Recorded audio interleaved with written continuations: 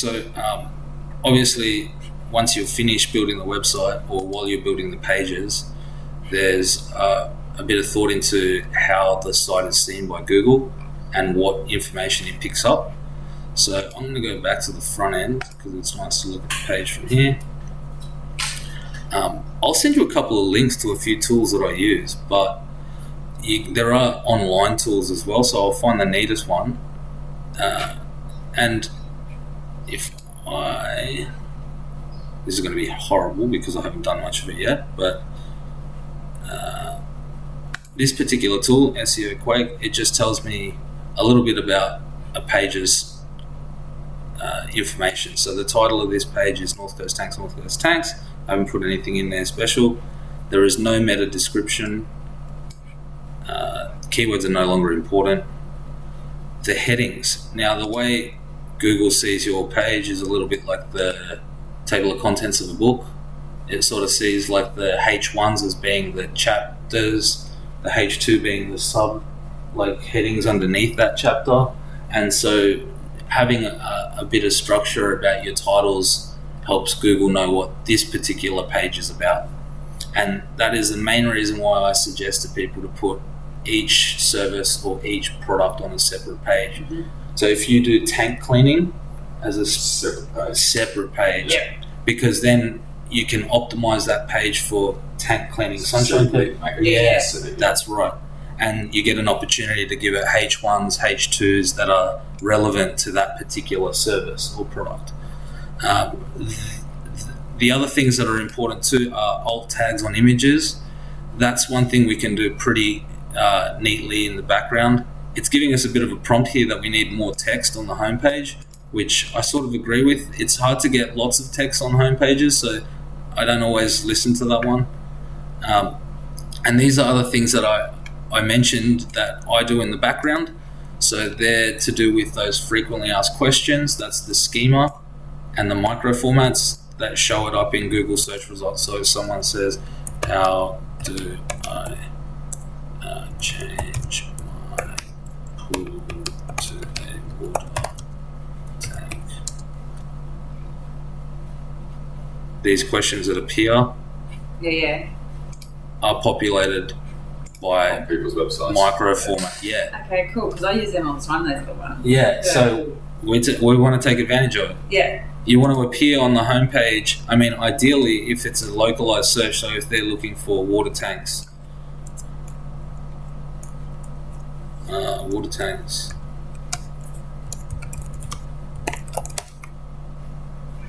you'll get obviously the ads, which that's your own choice on whether you go down the path of ads. Yeah. You've got Google My Business Places, which I think you guys manage. We have ages ago, Yeah, so get on to... Is that when you put the map and stuff like that? Yeah, exactly. If you go to business.google.com... Because we don't have the specific address on it, it's not quite that good. It just comes with Palmwoods. Yeah, so, I mean, they've updated this quite a lot. I'll show you Sunny State Cleaning. That's not too bad. We did a bit there. Actually, no, I didn't. I'm very sure I did. There we go. So this allows you to add things like your services, and it helps, like Mechanic Sunshine Coast, Mobile Mechanic. And we put in a little blurb here. So if people are Googling, this helps you show up on this particular map result. Okay. And if you do get it right, when people click on your business, this information is populated by Google My Business. Okay. So photos, services, and reviews within Google all are managed through business.google.com. Pretty helpful, and the micro top search results. Whoa. I'll just write that down. Oh, it's on the thing, isn't it? Yeah, and I'll put it in the email as well.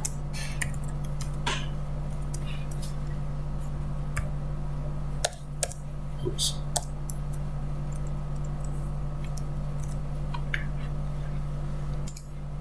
Back to where I was at. So micro formats are the things that populate those question sort of results, and really you just want to show up in as many places as possible. So if someone does a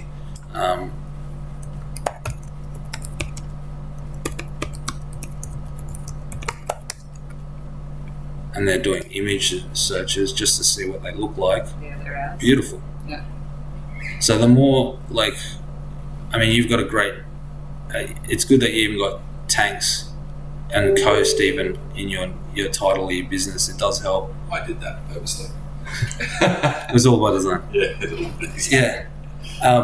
Yeah. Look, this is a great opportunity. Like I was saying before, supply Sunshine Coast. That's Steel Marketplace that I recently did. All these. That's 4 of the top photos, 5, and it just takes putting in a couple of titles here and there, and it'll help. Yeah. Some people will search by images. Yeah, and I others search by images a lot. So yeah, once you've got businesses, then you've got your organic results. So who pops up? Wow, they're number 1 on organic. That's great. I don't know if that's true or not, but we'll check.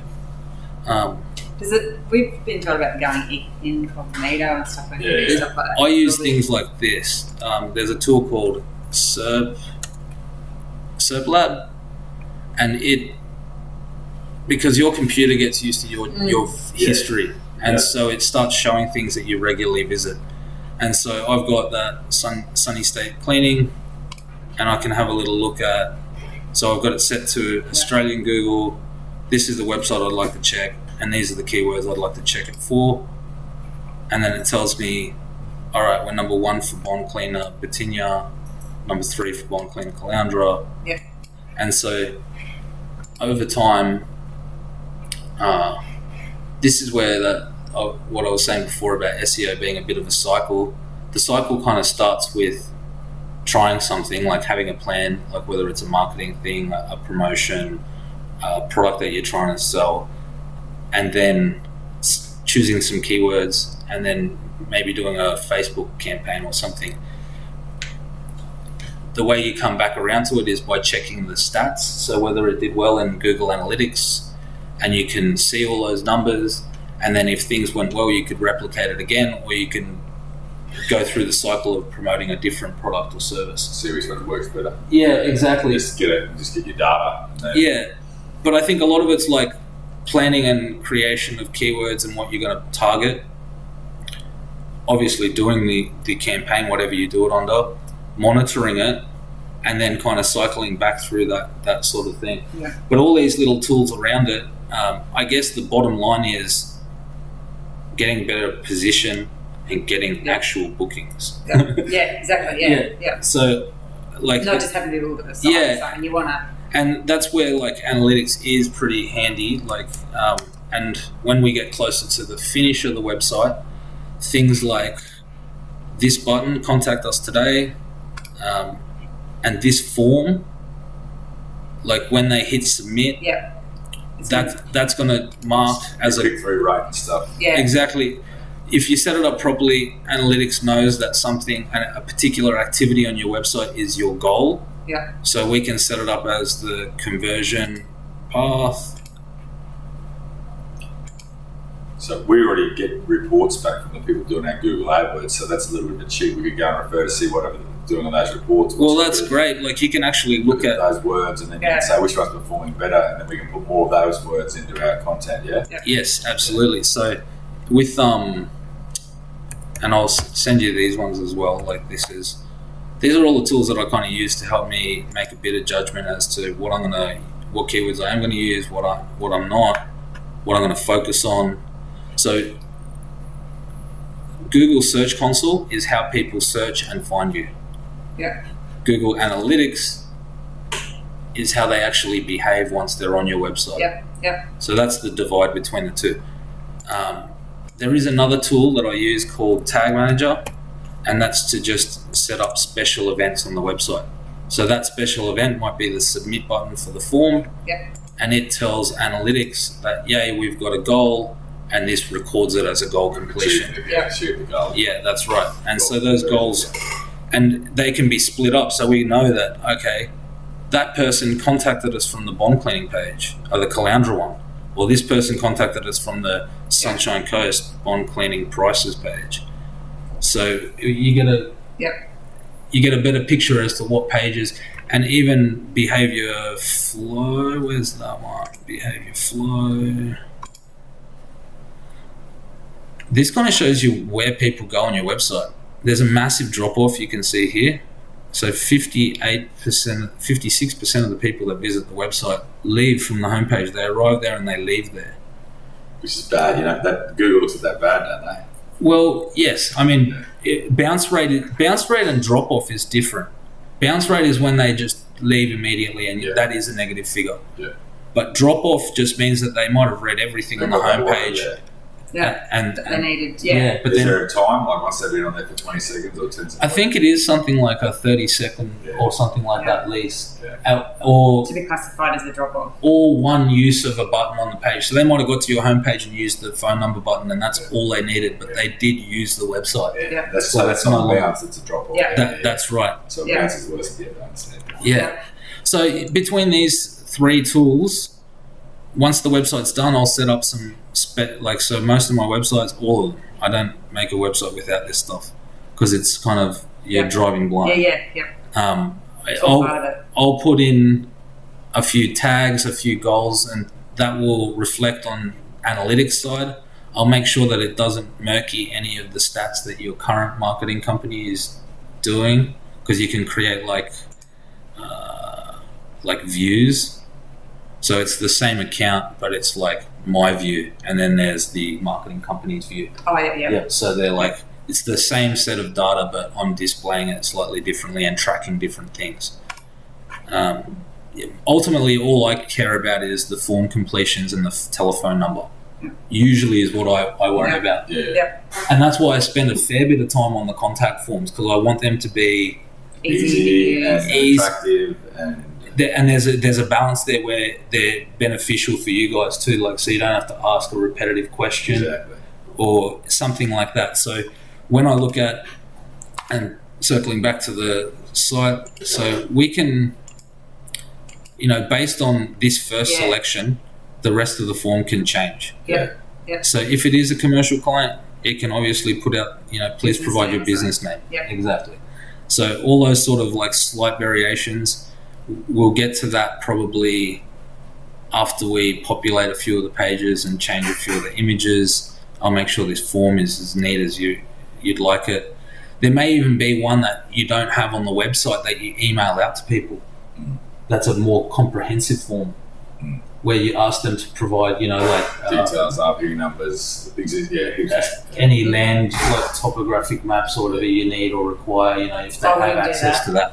I wouldn't. I don't know whether you guys, If I was trying to just get a generalised quote for a tank, I wouldn't want to supply all that stuff first. I'd say I think that one, once you've made contact with them and spoken with them, it's like, would you, you send them a thanks for getting in contact with us, and you can have a link that sends them to a page that you can't find it on the menus. Like with my bills, like step-by-step process. Bills, a lot of inquiries, bills, how they work for them in precast. I send them a pre-made form, step-by-step process. Once I read that they basically then sort out whether they're going to be a customer or not. You know what I mean? Like it shows you what their process is.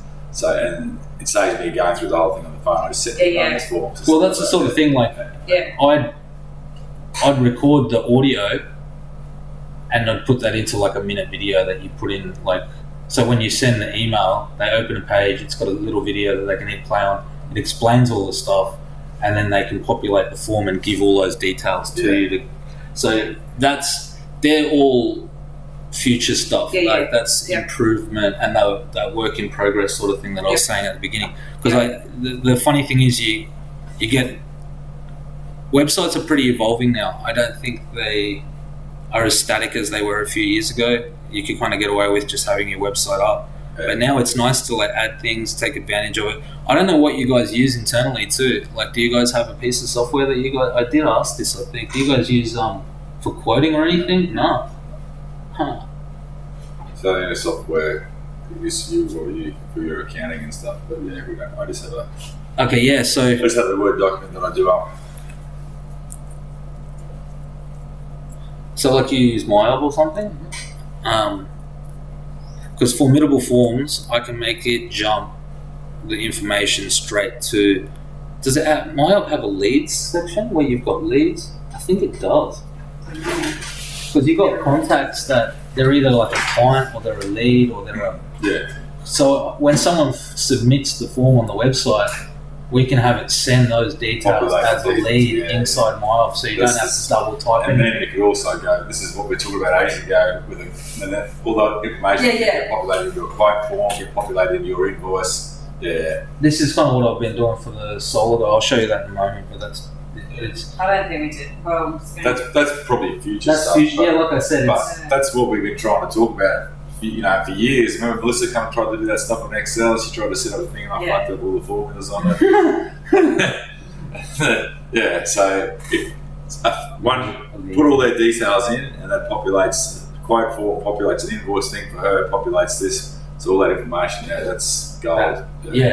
That would be quite easy. Like a customer, what do they call customer reference? Even this, right? Some sort of database sort of thing that you're talking about or something. Yeah, well, that's exactly right. Like as an example, I'll hit pause on this. Like, I'll just pause this one while I show you this other one. Resume.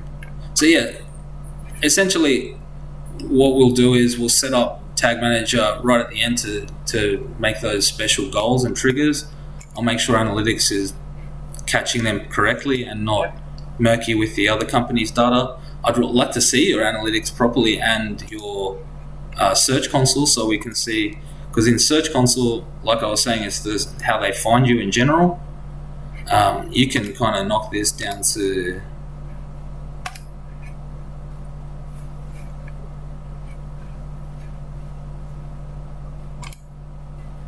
so you can see the keywords that get the most impressions. So diesel lubricant is probably, but they're getting 0. If I highlight this, I can see their position. So currently, they're on page 8 of Google. Okay, yeah. And they're still getting seen quite a lot. So this is a keyword I would focus on. Because it's related to their business. It's already getting good impressions and they're miles deep. So if you got them up a little bit further, you just go ballistic. Really, you want to start seeing click-through rate on this particular one. And see, position 6. That's the first page of Google. One person searched it and they got a click-through from it. So this particular company's got such a niche market that it's hard to see the full stats. Let's go to ITP or something huge.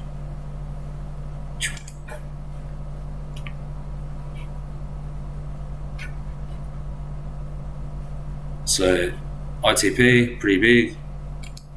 I don't want I can filter it by queries, so I don't want it to does. So that's when people actually make they put their name and details in. ITP, done. So I didn't want any search results that use the word ITP then. And I can have a look at, impressions.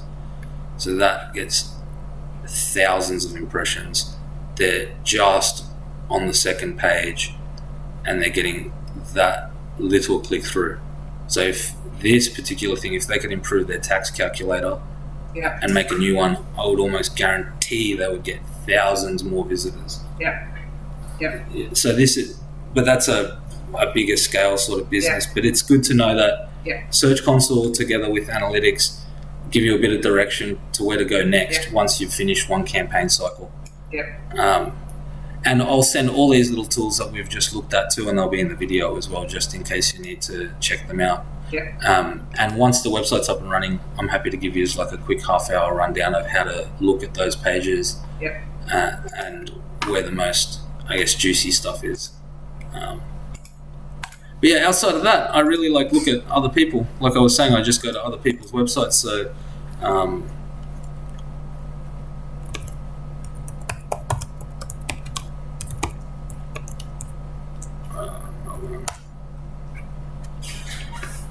I always pass all of that stuff and I look at who's ranking organically. And then I just go to their page and I use the same little tool I use on your one to diagnose, and I have a little look at what they're running on their water tanks. Melbourne, very clear. Concrete, water tanks, Melbourne. And welcome to Tank Tech, home of concrete tanks in Melbourne, Australia. A wide range of. So they've really gone for tanks in Melbourne. I think is their like. Key. Yeah, tanks Melbourne. They've really gone for. Our main competitors are probably in South Australia. Not our competitors. Sorry, our main. South Australia is the biggest concrete water tank. Yeah. Today because it's the driest. So I've stolen a few bit of things off a few websites from South Australia. Here we go. So this kind of little page tells me keyword density, so how many times a particular word appears on the page. So water and tanks pretty high up, and these little icons, that's the title, that's in the keywords, and that's in the heading 1. So you can see that these 2-word phrases. So water tanks is said 13 times on the page. It's in the title, the keywords, and the H1. And obviously a bunch of other times in the body.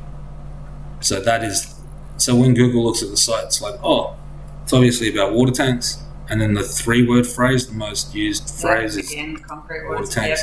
And it just expands. Water tanks or tanks. Concrete water tanks, Melbourne. Concrete water tanks, yeah. And so it's always nice to look at how they did it without looking too repetitive.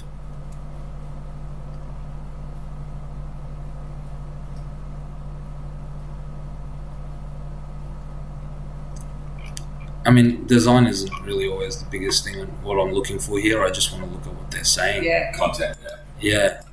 And so this might help you when you're like looking at different things. Yeah. I mean, outside of that, it's really just going for it, I guess, and having a bit of a shot. So I don't think there's a massive amount.